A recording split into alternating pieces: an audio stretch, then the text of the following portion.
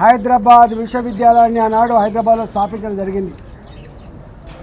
ఆనాడు ఈ విశ్వవిద్యాలయ స్థాపనలో 2300 నుంచి 2500 ఎకరాల భూమిని ప్రభుత్వం కేటాయించడం జరిగింది. కానీ రేవంత్ రెడ్డి ప్రభుత్వం అధికారంకి వచ్చిన తర్వాత ఆర్థిక వ్యవస్థ దివాలా తీసింది. భూములు అమ్మకపోతే ఒక్కరోజు కూడా ప్రభుత్వం నడపలేనటువంటి మాట మాట్లాడి ఇవాళ హైదరాబాద్ విశ్వవిద్యాలయ భూములు 400 ఎకరాల భూముల్ని 40,000 కోట్లకు, అక్కడ ఒక్కొక్క ఎకరం విలువ 80 నుంచి 100 కోట్ల రూపాయలు ఉన్నది. ఆ విలువైన భూముల్ని అమ్మి ఇవాళ సర్కార్ నడపాలనేటువంటి ఒక సిగ్గుమాలిన ప్రయత్నానికి ఒడిగట్టింది రేవంత్ రెడ్డి సర్కార్. అక్కడున్న విశ్వవిద్యాలయ అధికారులు కావచ్చు, విశ్వవిద్యాలయ విద్యార్థులు కావచ్చు, అక్కడ మా భూములు మాకు కాపాడండి, రేపు హైదరాబాద్ విశ్వవిద్యాలయాన్ని ప్రపంచంలోనే ఒక గొప్ప విశ్వవిద్యాలయంగా తీర్చిదిద్దే ఆస్కారం ఉంది.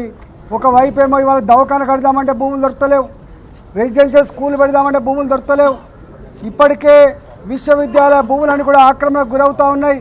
ఉన్న విశ్వవిద్యాలయ భూముల్ని అమ్మకండి, రియల్ ఎస్టేట్ బ్రోకర్గా మారకండి, కాంక్రీట్ జంగల్గా మార్చకండి, పర్యావరణాన్ని దెబ్బతీయకండి అని చెప్పి విద్యార్థులంతా కూడా మొక్కవోని ధైర్యంతో ఉద్యమాలు చేస్తూ ఉంటే ఇవాళ రేవంత్ రెడ్డి సర్కార్ పోలీసులు ఉసిగొల్పి 100 డోజర్లు అక్కడ పెట్టి పర్యావరణం అంతా కూడా ధ్వంసం చేసి చెట్లన్నీ కూడా కూల్చివేసి విద్యార్థుల రక్తాన్ని కళ్ళ చూసి ఇలా విద్యార్థుల మీద కేసులు పెట్టి జైళ్ల పాలు చేసే ప్రయత్నం చేస్తూ ఉంది.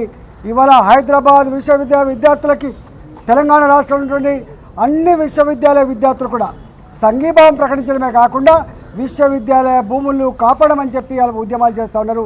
మా భూముల అమ్మకం కనుక ఇట్లే కొనసాగితే ఖబర్దార్ అని చెప్పి హెచ్చరిస్తూ ఉన్నాం. మా జోలికి రావద్దని చెప్పి డిమాండ్ చేస్తూ ఉన్నాం.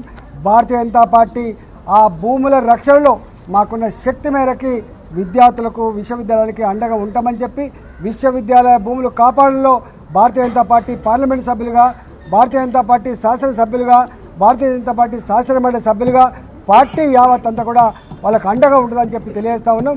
వాళ్ళ మీద పెట్టిన అక్రమ కేసులు ఎత్తివేయాలని, పోలీసుల్ని విశ్వవిద్యాలయ ప్రాంగణం నుంచి తొలగించాలని, డోజర్లు వెనుకకు పోవాలని చెప్పి భారతీయ జనతా పార్టీ డిమాండ్ చేస్తాం.